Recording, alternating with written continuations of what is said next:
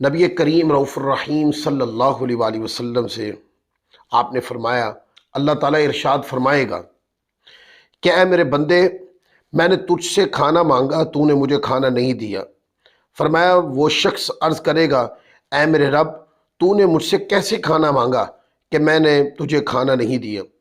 تو تمام جہانوں کا پالنے والا ہے فرمائے گا، کیا تو نہیں جانتا تھا کہ میرے فلاں بندے نے تجھ سے کھانا مانگا تو تو نے اسے کھانا نہیں کھلایا؟ کیا تو نہیں جانتا کہ اگر تو اس کو کھانا کھلاتا تو تو اس کو میرے پاس پاتا؟ اے آدم کے بیٹے، میں نے تجھ سے پانی مانگا، تو نے مجھے پانی نہیں پلایا۔ بندہ عرض کرے گا، اے میرے رب، میں تجھے کیسے پانی پلاتا حالانکہ تو تمام جہانوں کا پالنے والا ہے؟ پس اللہ تبارک و تعالیٰ فرمائے گا، بے شک میرے فلاں بندے نے تجھ سے پانی مانگا تو تو نے اسے پانی نہیں پلایا۔ کیا تو نہیں جانتا کہ اگر تو اسے پانی پلاتا تو تو اس کو میرے پاس پاتا؟ اے آدم کے بیٹے، میں بیمار تھا، تو نے میری بیمار پرسی نہ کی۔ بندہ عرض کرے گا، اے میرے رب، میں تیری کیسے بیمار پرسی کرتا، اور تو تمام جہانوں کا پالنے والا ہے۔ رب تبارک و تعالیٰ فرمائے گا، کیا تو نہیں جانتا تھا کہ میرا فلاں بندہ بیمار ہے، اگر تو اس کی بیمار پرسی کرتا تو تو اس کو میرے پاس پاتا، یا فرمایا مجھے تو اس کے پاس پاتا۔ یہ جو کیفیات ہے، بخار کی کیفیت ہے، پانی پینے کی کیفیت ہے، یا کھانا کھانے کی کیفیت ہے، اللہ تعالیٰ تو ان ساری چیزوں سے پاک ہے۔ لیکن اصل میں اس روایت میں یہ ترغیب ہے کہ اللہ کے بندے کو کھلانا ایسا ہے جیسے رب کی رضا حاصل کرنا، اللہ کے بندے کو پلانا ایسا ہے اللہ کی رضا حاصل کر دی ہے۔ پھر کسی اللہ کے بندے کی بیمار پرسی کرنا ایسا ہے جیسے رب کو راضی کیا، جیسے اللہ کی راہ میں خرچ کرنا، یعنی کسی مسکین کو کھانا کھلانا یا کسی مسکین کو پیسہ دینا ایسا ہے جیسے رب کی رضا میں اللہ کی راہ میں خرچ کرنا ہے۔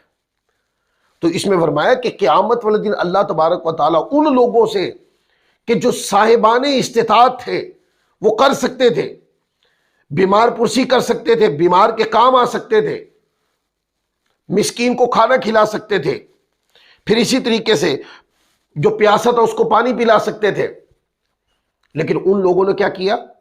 ان کے پاس یہ یعنی استطاعت تھی پر انہوں نے ان چیزوں کے اوپر صرف نظر کی۔ تو قیامت والے دن اللہ تبارک و تعالیٰ ان بندوں سے پوچھے گا۔ بعض روایات میں ایسے لفظ بھی ہیں کہ اللہ فرمائے گا، اے بندے، میں نے تجھے مال دیا۔ اللہ پوچھے گا تو نے اس مال کا کیا کیا؟ پھر ان احادیث کے مضمون کو اگر جوڑا جائے تو اللہ تعالیٰ بندے سے پوچھے گا، اے بندے، تجھے میں نے مال دیا اور تو نے میرے بندوں پہ خرچ نہیں کیا، تو نے میری راہ میں خرچ نہیں کیا، میں نے تجھے کھانے پینے کے لیے رزق ہموار کیا، پر تو نے میرے بندوں پہ خرچ نہیں کیا۔ میرے بندے تیرا دروازہ کا کھٹکھٹاتے رہے، یہ مفہوم بیان کر رہا ہوں، دروازہ کھٹکھٹاتے رہے، تیرے پاس آتے رہے، مختلف انداز میں اپنے آزار پیش کرتے رہے، پر تو نے کیا کیا؟ تو نے صرف نظر کی اور تو نے بیجا پیسے کو لٹایا۔ کن پر؟ مجروں کے اندر پیسہ لٹایا۔ تو نے فاسقین کو کھانے کھلائے کہ جو آلریڈی خود صاحبان استطاعت ہیں، پر یتامہ، فقراء، مساکین تیرے پاس سے گزرتے، تجھ سے طلب کرتے، اپنا عذر تمہیں بتاتے، اپنی غربت تمہیں بتاتے، پر تم نے ان کی کسی بھی عذر کو نہیں سنا اور ان کے کام نہیں آئے۔ دوستو، اللہ نے پیسہ دیا، اللہ نے استطاعت دی، اللہ نے صحت دی، تو اس کو چاہیے کہ ہم یہ سارے کام اللہ تبارک و تعالیٰ کی رضا کے کاموں میں لگا دیں۔ صحت ہے نا تو اللہ کی راہ میں لگائیں، مال دیا ہے نا رب نے، گھر میں وسعت ہے، اب چاہتے ہیں مزید برکت ہو تو اسی پیسے میں سے کچھ حصہ نکالیں، اللہ کی راہ میں دے دیں، مستحقین تک جائیں اور دے کے ان کا شکریہ ادا کریں کہ آپ وسیلہ بنے ہو، میں اپنا مال اللہ کی بارگاہ میں دے رہا ہوں تو آپ وسیلہ بنے۔ ان کو شکریہ بھی ادا نہ کرنے دیں، بلکہ ان کا شکریہ ادا کریں جن کو آپ اللہ تبارک و تعالی جو ذرائع بن رہے ہیں اللہ کی بارگاہ میں مال خرچ کرنے کے۔ تو اپنے مزاج کو بدلیں، اپنے انداز کو بدلیں۔ کئی دوست ملتے ہیں، قاری صاحب ہمارا کام نہیں چلتا، کاروبار بند ہو گیا، کسی نے باندھ دیا ہے، کالا جادو کر دیا ہے، فلاں کر دیا۔ کوئی جادو نہیں کیا کسی نے بھی، آپ نے اپنے اوپر یا اپنے کاروبار پر اللہ کی نافرمانی کا جادو کیا، وہ آپ نے خود کیا ہے۔ اللہ کی فرما برداری سے دور ہو گئے نا، تو جو نافرمانی کا جادو تھا وہ آپ کے کاروبار میں چل گیا۔ آپ اپنے آپ کو بدلیں، آپ اپنے اعمال کو درست کر لیں، آپ مسکین، غربا اور فقراء کی دینے کی طرف آ جائیں، اپنے آپ کو گناہوں کے دلدل سے نکال لیں، آپ خود کہیں گے کہ میرا کاروبار ٹھیک ہو گیا۔ جس رب نے کاروبار دینا ہے، رزق دینا ہے، رزق میں وسعت دینی ہے، برکت دینی ہے، اس رب کو ہی تو آپ نے ناراض کیا ہوا ہے۔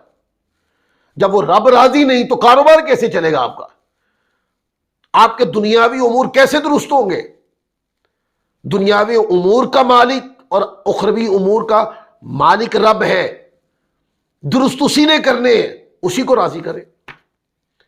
لہذا کوئی بیمار ملے، مت دیکھے کالا ہے یا گورا ہے، امیر ہے یا غریب ہے، میں جانتا ہوں کہ نہیں جانتا ہوں، آپ اس دلدل سے باہر نکل آئیں۔ بھائی یہ دیکھیں کہ بیمار ہے اور اس کے کام آ جائے۔ کوئی پیاسا ہے، آگے بڑھ کر ثواب کی نیت سے پانی پلا دیں۔ کوئی بھوکا ہے، ثواب کی نیت سے کھانا کھلا دیں، اس نیت کے ساتھ کہ میں کھانا کسی کو دکھانے کے لیے نہیں کھلا رہا ہوں، میں پانی کسی کو دکھانے کے لیے نہیں پلا رہا ہوں، میں کسی کی بیمار پرسی کسی کو دکھانے کے لیے نہیں کر رہا ہوں، میں تو اپنے رب سے اور اس کی رحمت سے یہ حسن ظن کرتا ہوں کہ ان امور کے اوپر اللہ تعالیٰ مجھے اپنی رحمت سے نوازے گا۔ پھر آپ دیکھیں اللہ تعالیٰ کی کرم نوازیاں آپ پر کیسی ہوتی ہیں۔